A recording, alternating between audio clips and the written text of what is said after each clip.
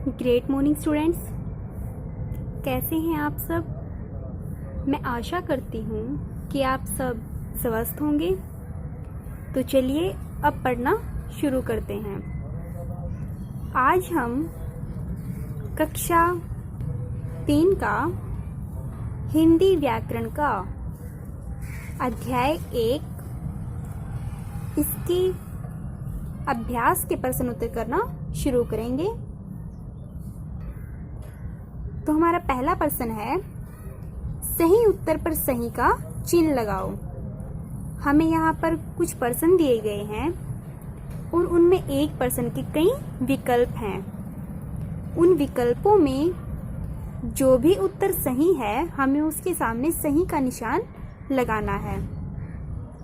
तो पहला प्रश्न का क भाग है हमारा, हम अपनी बात कितने प्रकार से कह सकते हैं। तो कितने प्रकार से कह सकते हैं, 1, 2 या फिर 3।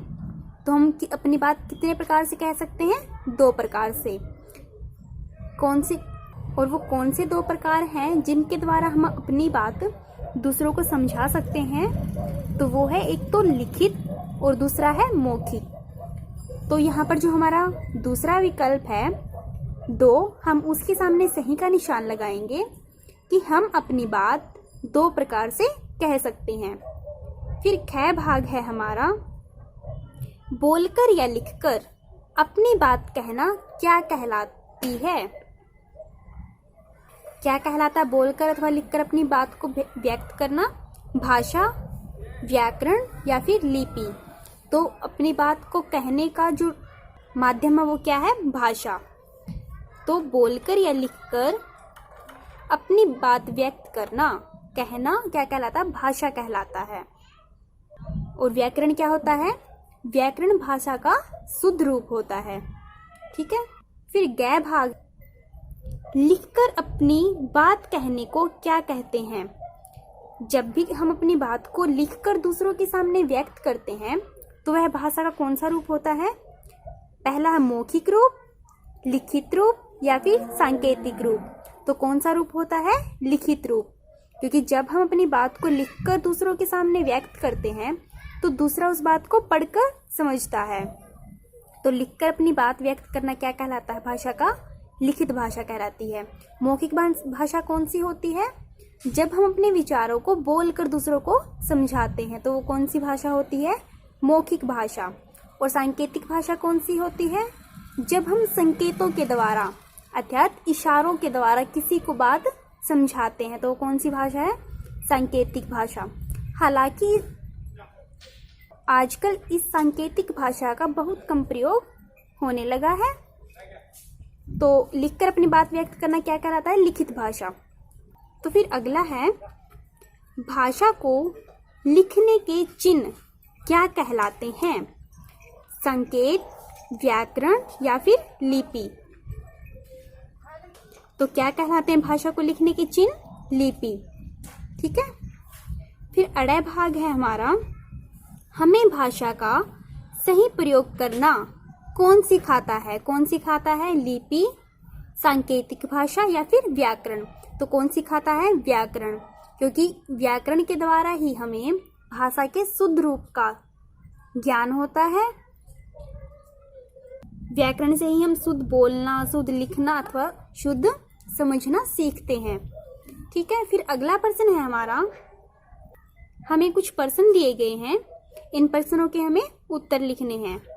जैसे पहला प्रश्न है हमारा, भाषा की परिभाषा लिखो कि भाषा की क्या परिभाषा होती है।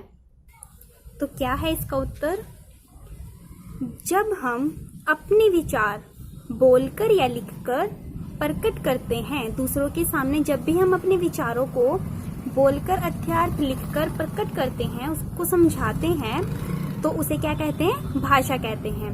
भाषा के कितने रूप होते हैं, 2 रूप होते हैं भाषा के। कौन से, लिखित भाषा और दूसरा क्या है, मौखिक भाषा। फिर है मौखिक भाषा।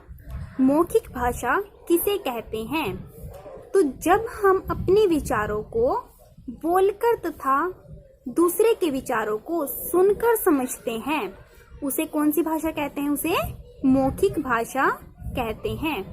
फिर है हमारा लिखित भाषा किसे कहते हैं।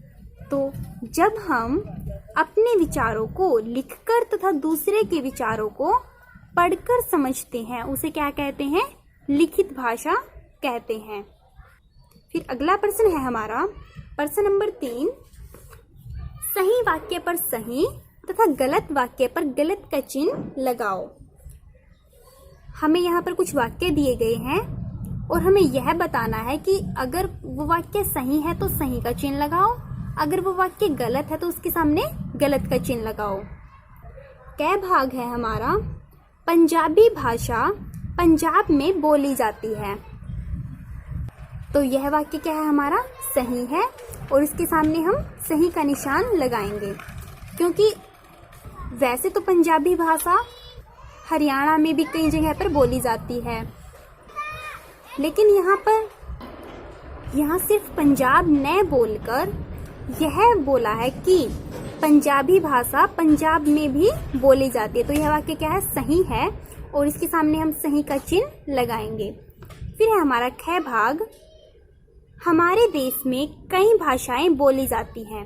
तो यह वाक्य भी क्या है हमारा, सही है, क्योंकि जो हमारा देश है यहाँ पर अनेक धर्म संस्कृति को मानने वाले लोग रहते हैं और उन सब की भाषाएं भी क्या हैं, अलग अलग हैं।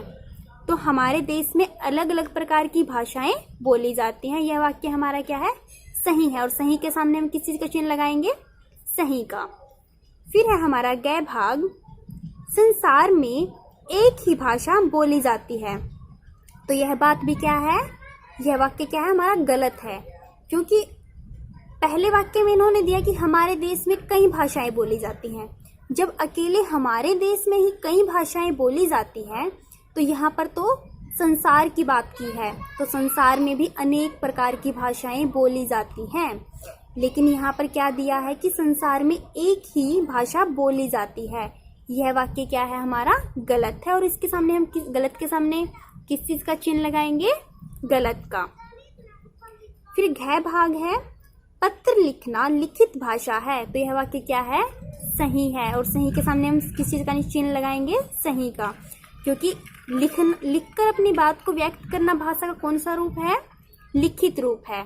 और पत्र भी क्या है, लिखा जा रहा, तो यहाँ पर लिखित पत्र क्या है, पत्र लिखना लिखित भाषा है। तो यह वाक्य हमारा सही है और सही के सामने हम सही का चिन्ह लगाएंगे। फिर अड़े भाग है हमारा, भारत की राष्ट्रीय भाषा अंग्रेजी है। तो यह वाक्य क्या है, गलत है, क्योंकि जो भारत की जो राष्ट्रीय भाषा है वो क्या है, हिंदी है, क्योंकि भारत के अधिकतर राज्यों में हिंदी भाषा का प्रयोग किया जाता है, हिंदी भाषा बोली जाती है, इसलिए भारत की जो राष्ट्रीय भाषा है वो क्या है, हिंदी है। अंग्रेजी दी है यहाँ पर, तो यह वाक्य हमारा। फिर अगला प्रश्न है हमारा प्रश्न नंबर 4, दिए गए चित्रों के नीचे मौखिक भाषा या लिखित भाषा लिखो। हमें यहाँ पर कुछ चित्र दिए गए हैं, उन चित्रों को देखकर हमें यह बताना है, यह समझना है कि यहाँ पर मौखिक भाषा का प्रयोग है या फिर लिखित भाषा का प्रयोग है। तो पहले चित्र में एक लड़की एक पत्र पर कुछ लिख रही है, और लिखना क्या होता है भाषा का, लिखित रूप। तो यहाँ पर पत्र लिखना भाषा का कौन सी भाषा का प्रयोग किया गया है, लिखित भाषा का। फिर दूसरे नंबर पर कुछ पंचों के द्वारा एक वृक्ष के नीचे बैठकर वार्तालाप की जा रही है और बोलकर अपनी बात दूसरों को समझाना भाषा का कौन सा रूप होता है, मौखिक रूप। फिर तीसरा है हमारा, तीसरे चित्र में एक सड़क के किनारे एक तख्ती पर कुछ शब्द लिखे गए हैं कि फुटपाथ पर चलें। इन शब्दों को व्यक्ति पढ़कर समझते हैं और पढ़कर समझना, लिखित भाषा को पढ़कर समझना भाषा का कौन सा रूप होता है, लिखित रूप। तो यहाँ पर कौन सी भाषा है, लिखित भाषा। तो फिर अगला प्रश्न है हमारा प्रश्न नंबर 5, राज्य तथा वहां बोली जाने वाली भाषा का सही मेल करें। यहाँ पर हमें कुछ राज्य के नाम दिए गए हैं और उनकी भाषाएं दी गई हैं। हमें सही राज्य का सही जो उसमें भाषा बोली जाती है उसके साथ उसका मिलान करना है।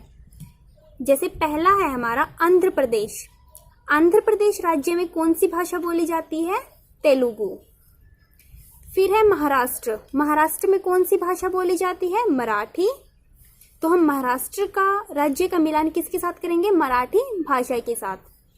फिर गै नंबर पे, तीसरे नंबर पे है हमारा कर्नाटक। कर्नाटक में कौन सी भाषा बोली जाती है? कन्नड़। कर्नाटक का हम कन्नड़ के साथ मिलान करेंगे। फिर घ भाग है असम। असम में कौन सी भाषा बोली जाती है? असमिया। तो हम असम राज्य का मिलान असमिया भाषा के साथ करेंगे। तो मैं आशा करती हूँ कि आपको यह पाठ अच्छे से समझ में आया होगा और यह पाठ हमारा समाप्त होता है। Thank you.